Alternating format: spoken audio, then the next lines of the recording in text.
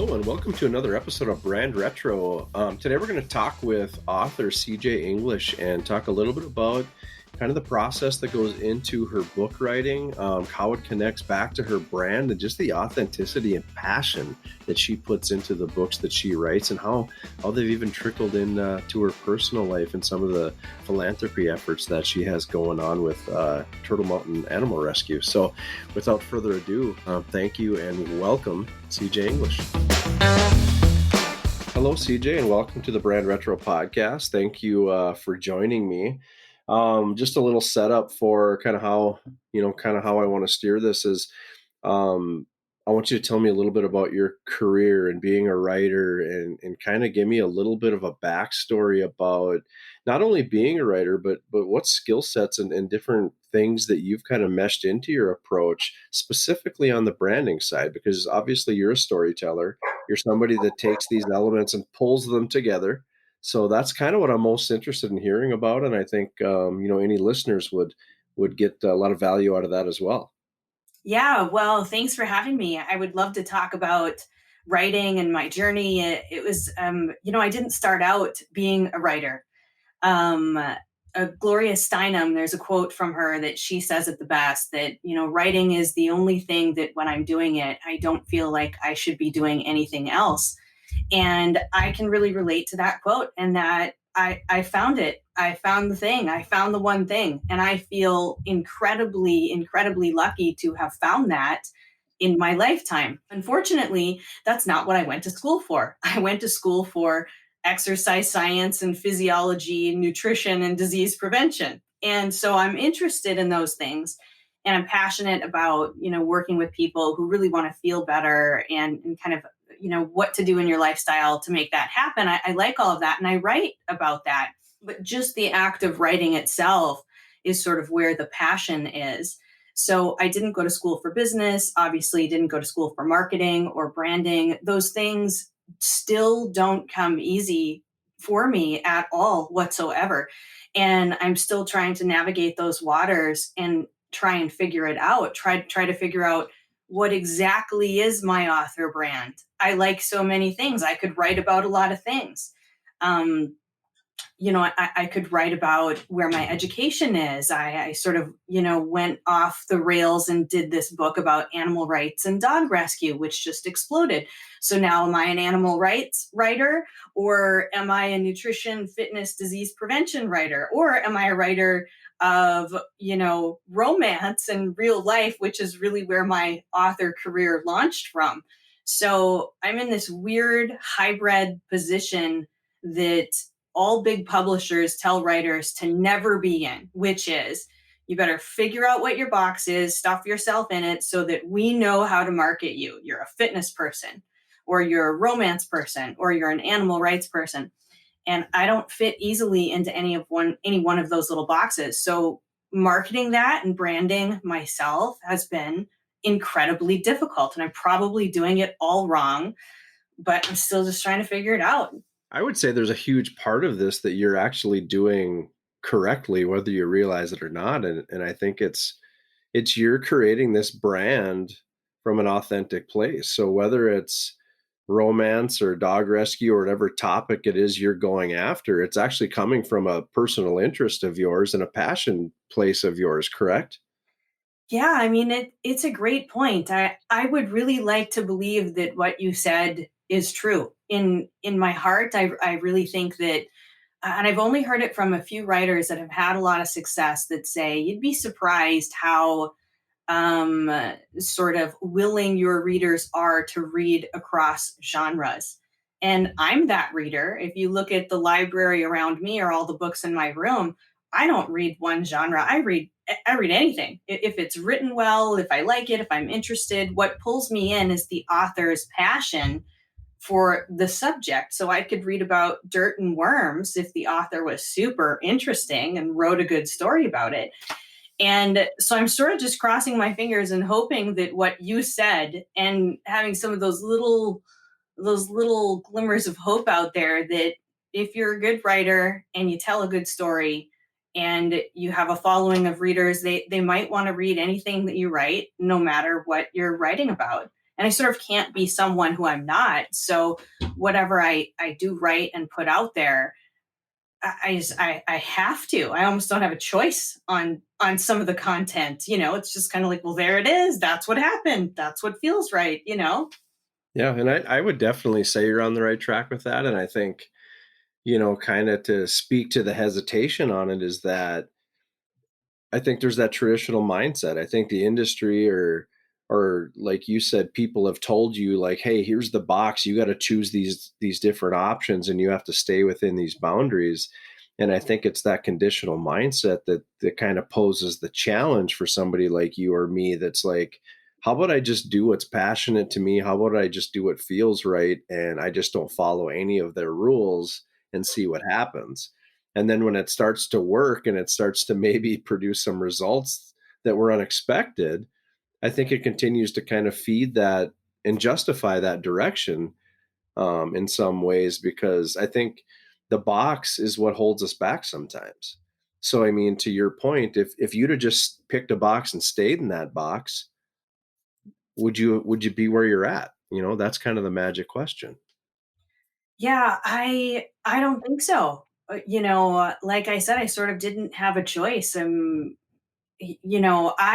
Because writing a book from start to finish, whether it's 45,000 words or 90,000 words, I mean, you don't write a book, you rewrite a book, and you rewrite it 12 times before it's finished.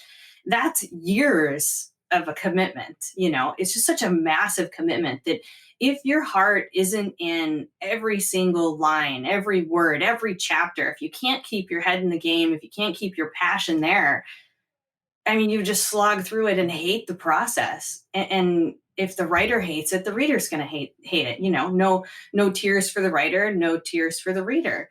Um, so if I don't love it and feel good and giddy about what it is that I'm doing, I just simply can't do it.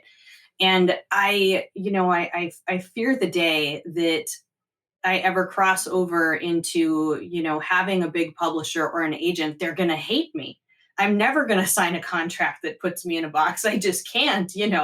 I'm a nightmare employee for so many people. I would be an absolute nightmare for a literary agent and a big publisher who wants it consistent and the same. And this is what you produce and it's on time.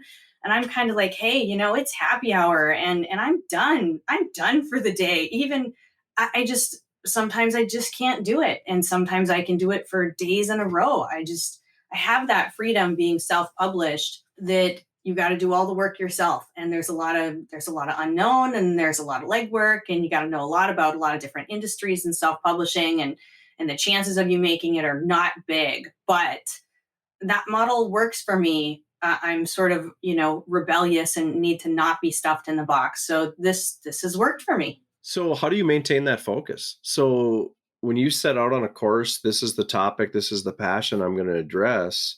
Like you said, you got to rewrite it 12 times, and you've got different people chirping in your ear about how you should do it or manipulate it so that it'll sell. How do you maintain the focus, and how do you filter that information to make sure that you're true to your brand and that you're authentic and that you're kind of staying centered with what you want to with what you want to do? Yeah, God, it's a great question. And it's a hard process. It's a really hard process. I've had to figure out a few things that, I write from home 3 days a week. And the night before, I've got to get to bed on time. I've got to eat right. I've got to take care of my physical body. I've got to take care of my brain health. And I know that I'm a morning writer. I'm not an evening writer. By the time the evening comes, I'm crumbs. Like, I just want to have a glass of wine and hang with the dogs and chill with my family. Like, my brain is just not functioning the way that it is at 8:30 in the morning when I wake up refreshed and hydrated and not hungover and not in a bad place. I need to have a happy marriage, a happy day, a good relationship with my kids. No crap needs to go wrong with my coworkers or my family. I really have to protect my world. That's first and foremost, to be able to sit down and put out good content. And good content means that I feel like I'm on my game. I can sort of get into a flow. When I put words down on the paper, I don't feel like, oh my God, this is a bunch of crap. And I would feel like that if I was hungover and didn't feel good, or your mind is preoccupied, with something else. So first and foremost, I think it's really about setting that stage and knowing that at 8:30 in the morning, I better not be throwing in the laundry and still at the coffee maker. My butt needs to be in that chair ready to go, because that time is the most valuable when I can do my best work. So making sure to have consistency and writing at that time is really important. And I've read a lot of books on writing, on the process, on crafting it, on editing it. And Stephen King, who gave some of the best advice, which was really, write with the door closed and edit with the door open. And so, in that initial process of sort of getting it all out there, which I call the vomit draft, you just sort of don't censor yourself, you don't ask for opinions, you try and push back all of the thoughts about what are people going to think and say. You probably shouldn't say that. Maybe that's a little too harsh. And that's, whatever. You just get it out there on paper and then revise that a couple of times and eventually get to the point where you can open the door on your project for opinions, which is really hard. It's sort of like having a baby, and that baby might be the ugliest baby ever in the world with no hair and looks like an old man, or it's the cutest thing ever. You just don't know until you open the door and get all those opinions. And so you got to be pretty strong with where you're at to want to take those opinions in, right? And when I have people read through my drafts, when that time comes, I look for consistencies in what they say. If three people have said the same thing about a certain area or a certain subject matter, or three people have the same feedback, I probably really need to take that seriously. But if there's three people and they all have little onesies and things here and there, I sort of got to go, what do I think? It's Yep. me who makes the decision. If it's not the majority, then I just need to figure out where my head and my heart is on that. Yeah, I think that's an awesome answer. And I'm even going to back up for a second. You had talked about, making sure that your life is in order and your family is in order and all these different things.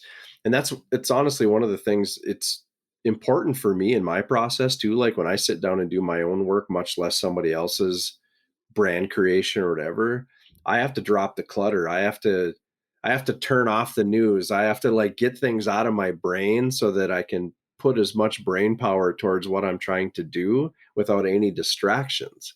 And I think that's an important point is that, especially in branding or, somebody who's trying to remind themselves of where they started from or what they're trying to do, you got to get rid of the clutter, get rid of the noise, forget about what people are saying, and just kind of come back to that as pure of a spot as possible, and remember this is the path I was setting out on and this is why I did it. Because I think it helps calibrate, it helps cleanse the direction and it helps cleanse the mind. Yeah, for sure. But as you know, there's always stuff that comes up in our life that derails us, where Yeah. there's something that ticks you off that you can't drop, or there's some family drama that you don't want to be tied into, so there's just something, whether it's money or just all the stuff in people's lives. And when I do so much in animal rescue, there's a lot of drama and trauma that goes on in that world, that it is a skill of really clearing all of that out and being able to get into a clear, clean headspace. And I have a lot of kind of tips and tricks. And one of them includes moving my writing station around. Sometimes I look at the chair that I typically write in and I go, God, that just has some bad energy right there. I don't even know what that is, but I have just stalled out sitting in that chair and looking out that window. And I look at it and it almost makes me mad. And so I gather up all my stuff and I clear out a different spot in the house that feels good and try and clear my head. And I start over from there and I let the energy clear in the other place. And there's all these little things that it's the creative process is really interesting that way. Yeah, that's awesome. So you had mentioned the animal rescue side of it. How did you decide to go that direction? I'll tell you that I I have a soft spot. I love dogs. I love animals. And I love somebody who challenges and champions a good cause. So tell me a little bit about how you got kind of involved in that and kind of how you've become somewhat the spokesperson of. Yeah. So I'm turned 41 this year and I stopped eating animals 19 years ago. It'll be 19 years in August. The last burger that I had was at We Fest. Mike, you're going to know We Fest of all I places. know we fest. 19 years ago, completely intoxicated at 1 o'clock in the morning, eating a big burger and waking up the next day and just being absolutely sick. And there's a lot of things that went into my not meat eating days, but that was the final straw. Was that night. Funny that I can put it down to that one thing.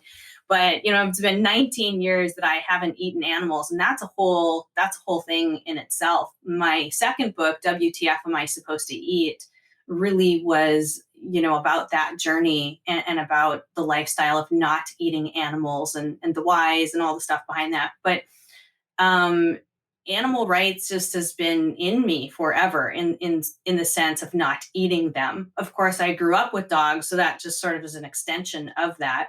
I wanted to get a little bit more hands on the ground, and so I had this opportunity to explore what that looked like in North Dakota in terms of dog rescue, and I took it. And a couple hours later, after I went on this dog rescue trip with a friend of mine who I knew did it, 4 hours later, we had 15 dogs in the back of the truck that we were in, all in kennels. And the crew of us, a dozen or more people that day, we had pulled like 75 dogs off the ground in 4 hours. And so I'm on my way home to my place in Fargo thinking, what the did I just see? What, I don't even know what's going on here. Like, there's no dogs roaming the streets in Fargo. Like, we always bought dogs, purebred dogs.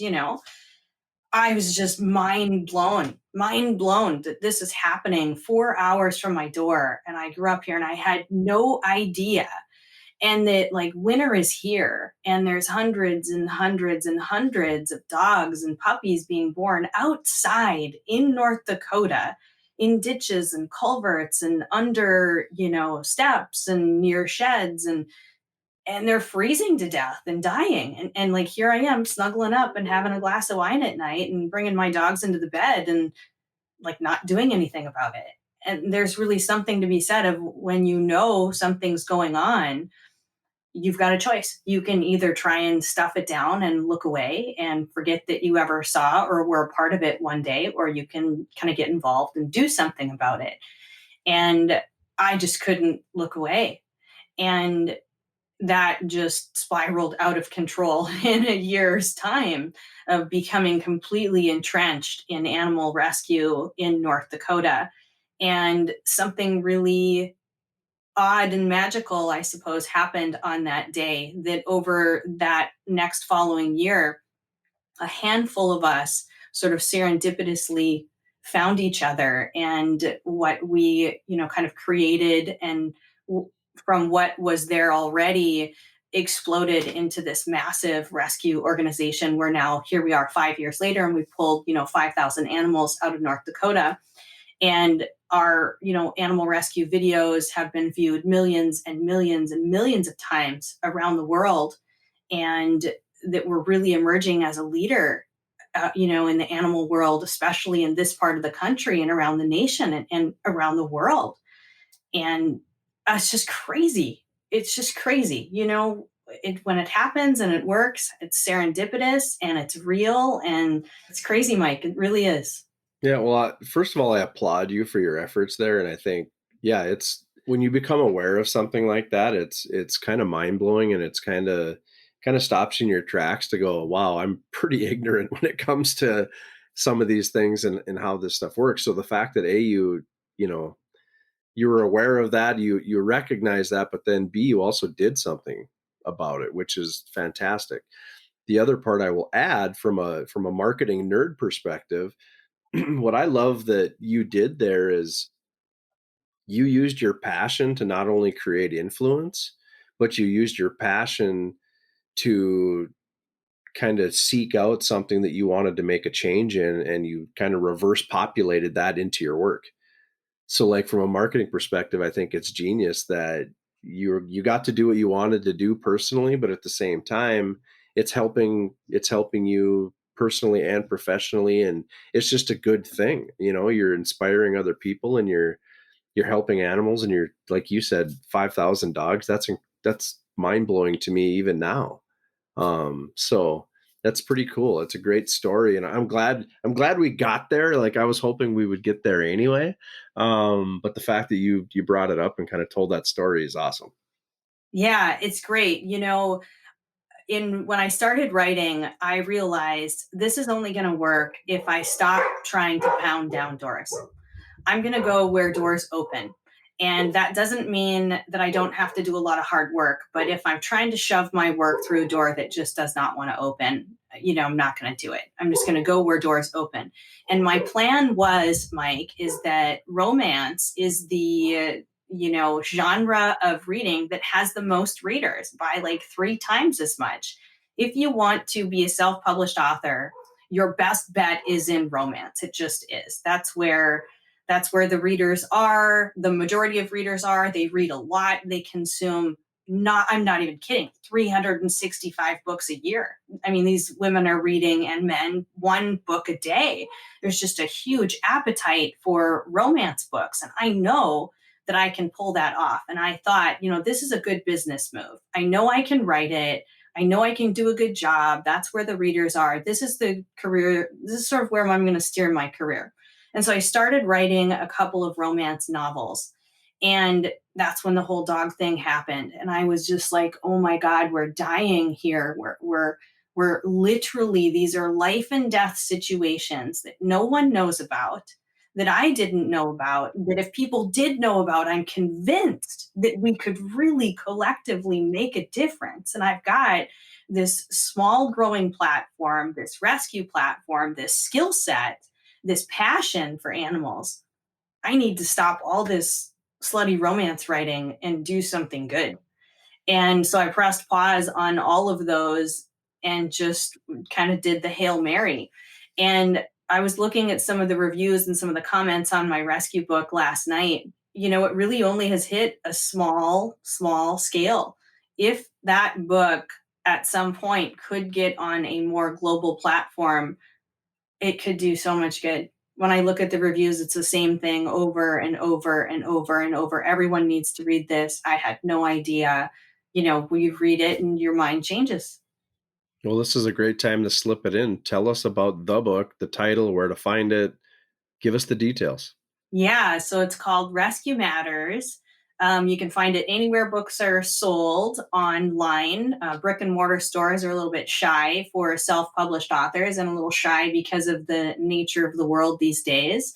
But you can find it anywhere. You search Rescue Matters and CJ English, and it will show up. It hit #1 in its genre, which is animal rights, which is really cool. It's sort of sitting up there with what I think are some of the heavy hitters in the industry. The Peter Singer Animal Liberation, which has been out for decades. Eating Animals, sort of one of the big books in the genre that has stuck there for decades and decades. It just sort of volleys with those titles, which is really, really incredible that it's still kind of holding its own. And every day the momentum seems to be building. It's not just for dog lovers. I think it's anyone who wants to read about a bunch of people who accidentally their worlds collided and they did a lot of good kind of out of nowhere. And it's really an inspirational story about what people can accomplish, if they really have a passion for it. Yeah, and the inspiration behind it obviously is not only your own experience, but it's Turtle Mountain Animal Rescue, correct? It is, yeah. Okay. So the day that I got involved, I met Keith Benning up at Turtle Mountain Animal Rescue, and it was him and his wife, and they were rescuing dogs out of their home. He was a deputy at the time, and they were drowning. I mean, they were going to throw in the towel. There was talk about quitting and moving and giving it all up every single day. It was really small time, but he was taking in a dozen animals a month, into his home and moving them along. And I was just like, God, this guy is just drowning, and the need here is just massive. I mean, what if there was just a few of us that could help him out?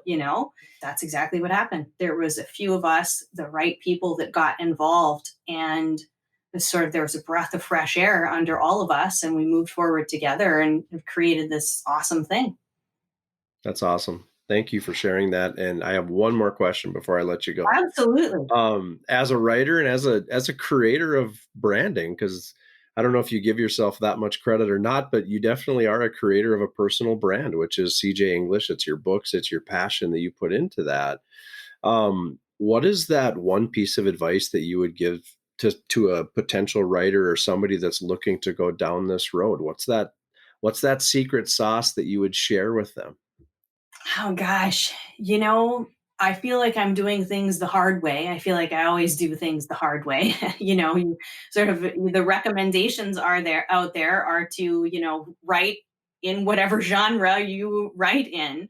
But I think you got to go where doors open, and you have to follow where your energy is, and where your energy goes is where your passion is, even if you don't want to do it or it doesn't seem obvious. My first book came out, I was 35 years old, and it hit number one in diaries and journals that year, 30 days after it released. And I was at absolute no one out of nowhere. And that was not the book that I wanted to put my name on and put out there into the world for the first time. It just wasn't. It's what happened. It's where my energy happened to flow. It just worked. It just worked. I didn't want to put out this really risky subject matter, this really risky book as my first book. Um, but that just worked. And I had to take a huge leap of faith that if the whole world comes crashing down on me for saying the things that I'm about to say and put out there, they're like, I'm going to be okay. I had to have a come to Jesus with myself. You're going to be okay no matter what happens. And thank God I didn't push something out that was based on a business decision. I Yeah. put that book out that was based on heart and passion, and where doors opened, even though it was the scarier, the more risky of all of them. So for me, that was the secret sauce, and I'm just going to keep going with that. So I don't know what's next or what's next after that. I'm going to just keep rolling with that sort of philosophy. There's a mindset there that sometimes you just got to let it happen to kind of see how it fits. Because I think we get in our own heads, right? That box that you had talked about earlier, I think we sometimes develop that box in our own heads, and we have to just sit back and let it happen and go, okay, maybe this isn't so bad. Maybe this isn't the wrong path. Maybe this is more in tune with what I want to do than I even realized.